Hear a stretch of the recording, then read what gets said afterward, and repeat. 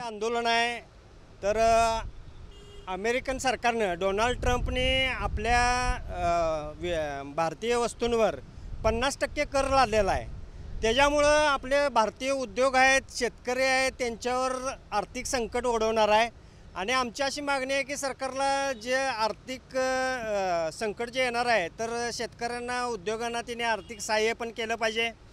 आणि इकडं आमची अशी मागणी आहे की जे काय विदेशी वस्तू आहेत, मग ते मॅकडॉल असू दे, KFC, burger king, Pizza Hut, Coca Cola, तर ह्याच्यावर बहिष्कार आम्ही टाकण्याचं आव्हान भारतीय जनतेला करतोय।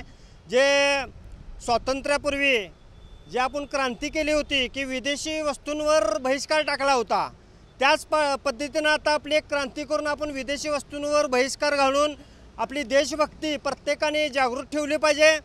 का तर तिने कारण दिलेलं आहे की आपण रशियाकडून तेल खरेदी करतोय। तसं बघायला गेलं तर चीननं पण रशियाकडून तेल खरेदी केलेलं आहे, तरी पण आज अमेरिका चीनकडून त्यांच्या वस्तू खरेदी करतोय।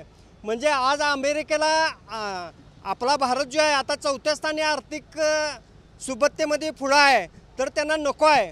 म्हणजे आपली आर्थिक घडी विस्कटवण्यासाठी हे अमेरिकेनं आपल्यावर बहिष्कार टाकलेला आहे। तर आमचं आव्हान आहे की विदेशी वस्तूंवर आम्ही बहिष्कार टाकतो आणि आपण पण एक 50% कर त्यांच्या वस्तूंवर आपण घालायला पाहिजे। मी शिवानंद स्वामी, हिंदू जनजागृती समिती, कोल्हापूर।